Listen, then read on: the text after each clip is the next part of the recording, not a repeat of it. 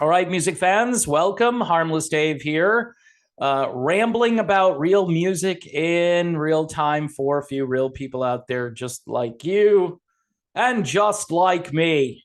All right, here is Crossing Rubicon, ladies and gentlemen. If you like the band Journey, have you heard of Journey? They're kind of in the news a little bit. If you like Journey and the Babies and a few other things, but primarily this is a lot like Journey. Um, Check this out, right? Perfect Storm came out earlier this year, got rave reviews. The guy who is the singer in this actually is the current lead singer of the Babies. Remember the Babies? Journey and the Babies, how they're kind of related.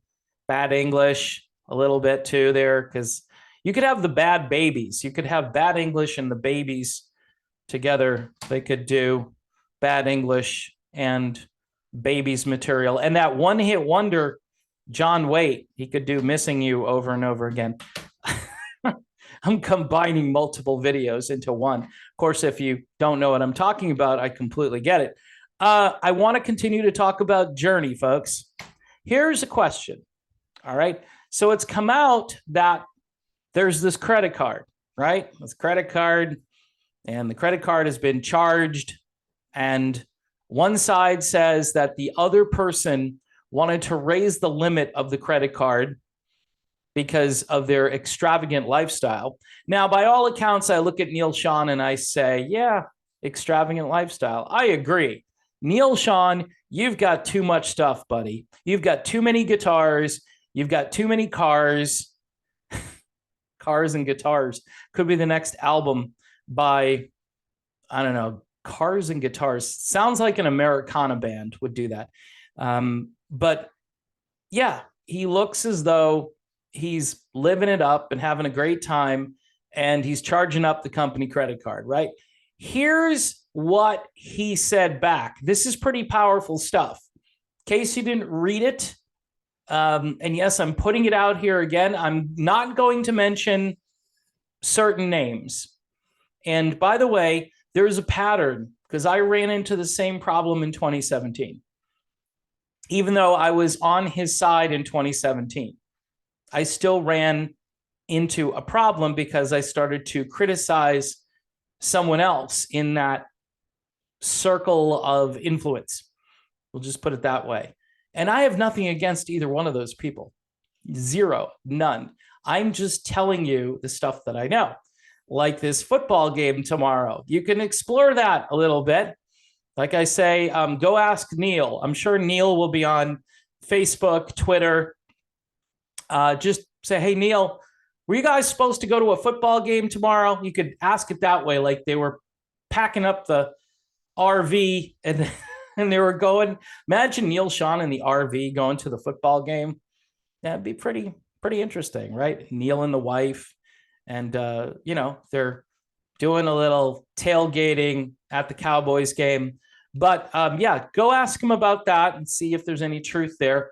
Because if I'm wrong, I'm wrong. But I have a feeling I may have hit on a sore spot, the third rail, whatever you want to call it.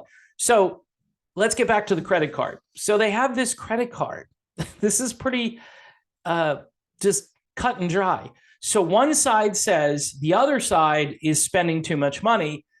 And Neil Schon is saying, I haven't had access to that credit card. I haven't seen that credit card. I've been locked out of that credit card since 1998. In fact, it almost sounds like, hey, let's call the bank. Okay, let's take what the other side is accusing here and say, Neil Schon, living an extravagant lifestyle, wants to pay his Visa with his American Express card. You've heard that before, right? People will pay off one credit card with the other credit card. In this case, he has a brainstorm. Hey, we have this American Express card. Let's call them and see what the balance is and see if we can put our Discover card on the American Express card. So he calls, and again, this is all hypothetical. I'm not saying this actually happened. He calls and he finds out that he doesn't have access to the account and that he's been locked out of the account. So if he hasn't had access to that particular credit card, and again, he may have an extravagant lifestyle, but that has nothing to do with the credit card. If he's locked out, he can't use the credit card. Very simple. Punchline. That's it. There's nothing else to really say. So one side is telling the truth and the other side is not. I don't know which side is telling the truth. All I know is that if you can't access the credit card, you can't use the credit card. That's a pretty bold claim in the face of you are living the high life, and it's because of you that we don't have any money and that we can't do the things that we want to do. Now, I might throw back that, hey, we had this gig lined up and we could go and play that gig, but certain people didn't want to participate. Now, that's a theme, by the way, and that theme dates back to Ross Valory and Steve Smith. I think everybody was plotting their retirement, and Neil wasn't having it. I think Neil Schon, his whole journey through time experiment, where he took some people who wanted to go and work, including Dean Castronovo and Marco Mendoza, and Greg Raleigh showed up, which I think is really cool. A lot of people, by the way, are now speculating about Greg. Like, yeah, Greg's coming back. This would be great. Let's have Greg come back. I don't know. I don't know if Greg wants to be out on the road all the time, maybe for the occasional show. But yeah, that would be cool if Greg came back, or somebody. Remember in 98 when they did that documentary, came out like in 2000 actually, but they're complaining that Steve Perry, this is a theme. Steve Perry, by the way, has proven that when you get into Journey, at some point you quit and you don't want to work anymore. Steve Perry was the very first person. He said, you know what? We had this album come out. I hurt my hip. And you know what? Perry should have just said, yeah, I don't want to do this anymore. It was interesting. I made the comeback. We made a great album. But yeah, I don't want to go out there and support this tour or any tour for that matter. In fact, I'm out. And on my way out, I'm going to get the greatest deal that's ever been made. And I'll get money for the rest of my life. And then even beyond that. So I think, whoever he's leaving his fortune to, I think they're going to have quite a bit of financial windfall from the deal that he had made back in 98. But Perry quit. And then Ross Valory out there on the road touring with anybody? Nope. What about Steve Smith? Is he out there? He might be out there a little bit doing a jazz thing here or there. But is he out there touring, doing a big concert tour with anybody? Nope. So my guess is that, yeah, people hit a certain age or they've achieved what they want to achieve. I remember they asked Neil Schon when Arnell was first discovered and they were doing interviews, and the interviewer was like, what else do you want to do? I mean, haven't you done everything that you can possibly do? And Neil's like, yeah, man, but I want more. So some people might think, all right, that's Neil Schon wanting more than he deserves, or, staying on the stage for too long. You know how some people just hang out on stage and you have to grab the hook and pull them out or pull them in or whatever. Yeah, I mean, the guy wants to keep working. He wants to keep playing. He's constantly on the internet playing his guitar. And for some, that might be just boring. Like, I don't want to see this anymore. I don't want to do this anymore. This guy was playing his guitar in elementary school, basically. And from that point forward, that's what he was meant to do, whether you like the guy or not. I don't think he knows how to do anything else. He certainly isn't really that good at business. Let's just be frank about it. I think he needs to have someone manage his affairs. He's trying, but he's not succeeding thus far. And you do have a lot of shady people in the industry that want to take advantage of these rock stars who just want to make music and they don't want to be involved in the business end of things. I totally get that. But there is this thread, Steve Perry, Ross Valerie, Steve Smith, and possibly the keyboard guy, the current keyboard guy, not Jason Derlotka. Maybe he just wants out.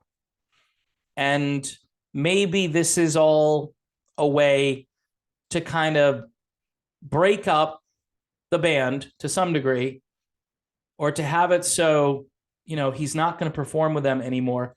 I just wonder about all these contracts that everybody signed together and how, we're the two musketeers and we're going to forge ahead and we don't need Valerie. We don't need Smith. I think they wish them well, but, my guess is Neil wants to be the last man standing here. And I'm not sure he will be. He did make Dean and Arnell a partner in this latest agreement, which I think is really good because those guys will get compensated far more than if they were just hired hands, which is typically the way rock bands do this stuff. I mean, the Eagles did it for years, and they finally wrote Joe Walsh in and Stuart Smalley Smith there, the guitarist who replaced Felder. Again, you can't really replace Don Felder. You just cope with the fact that he's not in the band. And I think even Tim Schmidt might have been cut into it. And that's ironic because that's what Felder wanted. He wanted this. And eventually, maybe he would have gotten it if he had kept his mouth shut. But unfortunately, he decided to be all self-righteous and indignant because there was a contract that they decided to say was null and void for no reason. Really no reason. Sorry, Don, we changed our mind. So, I mean, anything can happen in this business. My guess is everybody wants to kind of gracefully back out of the room. We've achieved enough. We've got this song, which people are downloading every few seconds. Doesn't really matter if we tour. That's hard work. Doesn't matter if we go to football games and play the halftime show. Doesn't matter. Certain things aren't important anymore. And what's tragic is people who love this band, though, would still, I think, like it to continue. And I think it's going to continue. I have a hunch that Neil is going to keep going. I'm not sure what that looks like. I'm not sure if there's going to be some kind of a lawsuit that prevents that from happening. We'll see what happens. Anyway, one more time for Crossing Rubicon. If you like Journey, this should be right up your alley. Really well produced and excellent material. Really great material to listen to. It'll give you something to think about while you ponder the future of a once great rock and roll institution, otherwise known as Journey. All right, I am done. Stick a fork in me. Yeah, like Thanksgiving. Happy Thanksgiving, by the way. I'll see you soon.